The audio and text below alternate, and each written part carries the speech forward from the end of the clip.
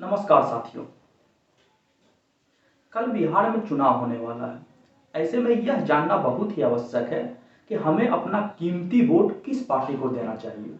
और यह जानने के लिए हमें बिहार के सभी पार्टियों के बारे में जानना होगा और उनके द्वारा किए गए कार्यों को जानना होगा। दोस्तों, आज के इस वीडियो में हम लोग इन्हीं बातों को जानने का प्रयास करेंगे। दोस्तों, बिहार के चुनाव में मुख्य रूप से 4 पार्टी है: जेडीयू, बीजेपी, आरजेडी और कांग्रेस पार्टी। इसके अलावा कई छोटी पार्टी भी है, जैसे एलजेपी, हम, एआईएमआईएम। लेकिन हम लोग मेनली इंडी अलायंस और एनडीए के बारे में बात करेंगे। दोस्तों, इंडी अलायंस में आरजेडी और कांग्रेस पार्टी है। बिहार में कांग्रेस पार्टी का कोई जनाधार नहीं है। पिछले 35 वर्षों से कांग्रेस बिहार के सत्ता में नहीं आया है। इस कारण कांग्रेस पार्टी बिहार में आरजेडी के दया पर टिका हुआ है। इससे यह स्पष्ट है कि यदि इंडी अलायंस का सरकार बनता है तो मुख्यमंत्री तेजस्वी यादव को बनाया जाएगा। वहीं एनडीए में जेडीयू और बीजेपी 2 बड़ी पार्टी है। इसके अलावा कुछ छोटी पार्टी जैसे हम, एलजेपी और आरएलएसपी एनडीए का हिस्सा है। दोस्तों, 1990 से लेकर 2005 तक बिहार में लालू का राज था। बिहार के लोग आज भी इस 15 साल के शासनकाल को जंगल राज के नाम से याद करते हैं। और इसके पीछे का कारण है कि इन 15 वर्षों में किडनैपिंग, रेप, लूटमार, हत्या बिहार में आम हो गया था। लालू के राज में बिहार के लोगों ने वो सभी काम देखा जिनका कल्पना उन्होंने कभी नहीं किया था। सिर्फ 2005 में 3471 लोगों का हत्या किया गया, 251 लोगों का किडनैपिंग और 1147 रेप केसेस रिपोर्ट हुए थे। वहीं 2004 में 3948 लोगों का हत्या हुआ, 411 लोगों का किडनैपिंग और 1390 रेप केसेस रिपोर्ट हुए थे। दोस्तों, ये सिर्फ ऑफिशियल डेटा है जिसे रिपोर्ट किया गया था। सच्चाई में इससे कहीं अधिक केसेस थे जिसे या तो पुलिस के द्वारा रिपोर्ट नहीं किया गया या फिर लोगों ने डर के मारे रिपोर्ट नहीं करवाया। 1990 से लेकर 2005 तक ऐसा कोई साल नहीं था जब बिहार में ऑफिशियली 3500 से कम हत्याएं हो, 500 से कम लोगों का अपहरण हुआ हो या फिर 1500 से कम रेप केस हो। दोस्तों, हाल ऐसा हो गया था कि लोग दिन में बाहर निकलने से डरते थे। लड़कियां स्कूल पढ़ने नहीं जा सकती थी। यदि किसी परिवार का कोई सदस्य 6 बजे तक घर नहीं लौटता था तो उस परिवार में असमंजस की स्थिति उत्पन्न हो जाता था। दोस्तों, जंगल राज के दौर में महिलाएं अपने घर में भी सुरक्षित नहीं थी। इसका सबसे बड़ा उदाहरण है चंपा विश्वास और उनका परिवार। दोस्तों, डीडी विश्वास की पत्नी चंपा विश्वास और उनकी माता श्री भतीजी और घर की 2 नौकरानियों के साथ लगातार 2 वर्षों तक बलात्कार होता रहा। आप सोच के देखिए कि एक आईएएस अफसर इस जंगल राज में कितना असहाय था कि वो अपने परिवार की सुरक्षा नहीं कर सकता था, अपने परिवार को न्याय नहीं दिला सकता था। सोचिए फिर आम आदमी के परिवार के साथ क्या होता होगा। इस घिनौने काम को अंजाम दिया था आरजेडी के ही नेता हेमलता यादव का बेटा मृत्युंजय यादव। इस कारण पूरा सिस्टम मृत्युंजय यादव के सामने चुप तक नहीं बोल पा रहा था। यह कोई सिंगल केस नहीं है। Shilpi Jain rape and murder case, इसके पीछे लालू यादव का साला साधु यादव था और इसके अलावा भी कई रेप इंसिडेंट उस दौरान हुए थे। दोस्तों, रेप के अलावा जंगल राज में किडनैपिंग पीक पर था।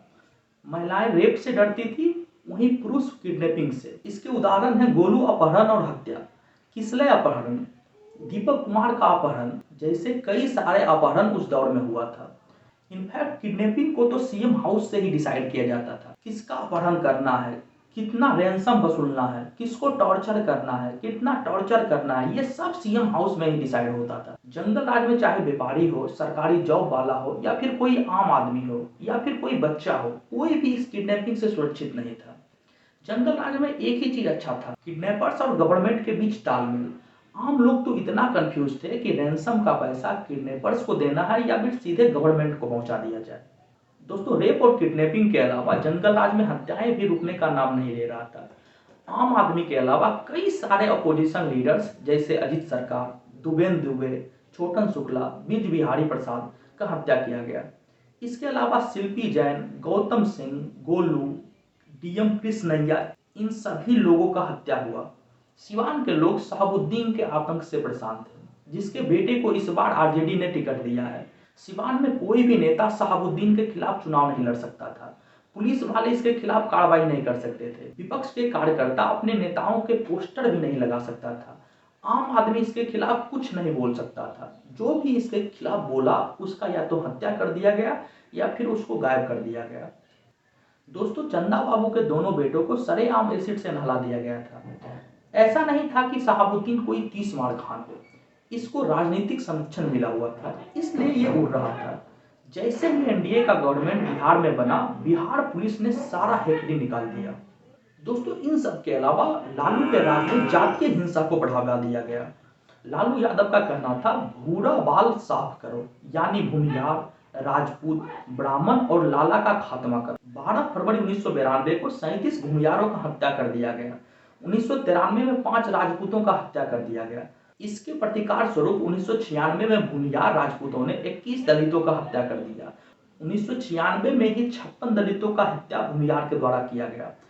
इस तरह बिहार में कास्ट गैंगवार्स होने लगा, जिसमें समानतः गरीब लोग ही बलि चढ़ते थे।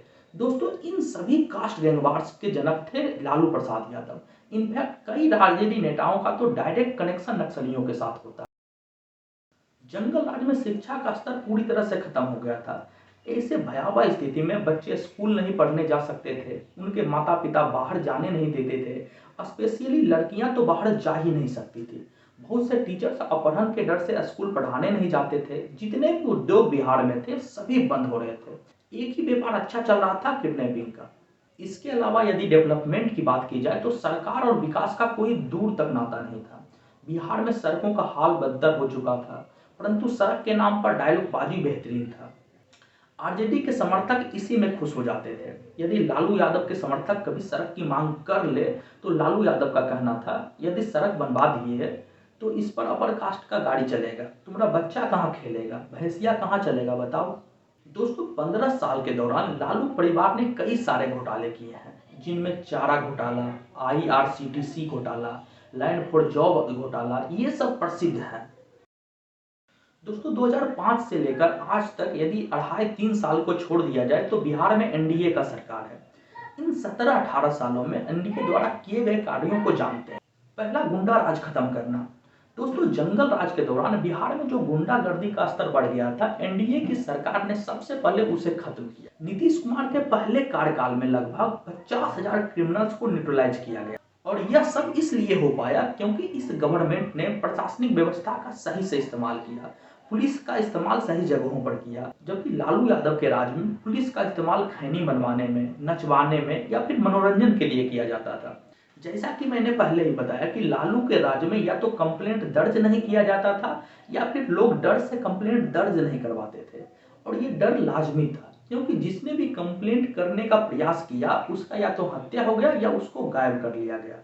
लेकिन एनडीए की गवर्नमेंट ने लोगों का विश्वास जीता, इस कारण लोगों के द्वारा कंप्लेंट दर्ज करवाया गया और इस कंप्लेंट के अनुसार आरोपियों को सजा भी हुआ। स्थितियां पहले से बहुत अच्छी हो चुकी थी। किडनैपिंग, रेप, लूट मार, हत्या काफी हद तक कम हो गया था। दूसरा, डेवलपमेंट। दोस्तों, बिहार में शासन व्यवस्था पटरी पर आने के बाद नीतीश कुमार का अगला लक्ष्य होता है इंफ्रास्ट्रक्चर डेवलपमेंट। 2005 में कुल रोड नेटवर्क 14,000 किलोमीटर होता है, उसे 2025 तक बढ़ाकर 26,000 किलोमीटर कर दिया जाता है, अर्थात 12,000 किलोमीटर की वृद्धि। प्रति वर्ष लगभग 600 किलोमीटर रोड इस गवर्नमेंट ने बनाया। एनडीए गवर्नमेंट ने बिहार के हर गांव को रोड से जोड़ा, इस कारण गांवों से शहरों की कनेक्टिविटी फास्टर हुआ। इसके अलावा गांवों तक बिजली पहुंचाने का काम भी एनडीए गवर्नमेंट ने किया। 2025 तक बिहार के प्रत्येक गांव में 100% इलेक्ट्रिसिटी कवरेज हुआ। वहीं 2005 तक केवल 20% बिहार के हिस्सों में इलेक्ट्रिसिटी पहुंचा था। इसमें भी आधा से ज्यादा समय इलेक्ट्रिसिटी गुल ही रहता था। तीसरा, एजुकेशन।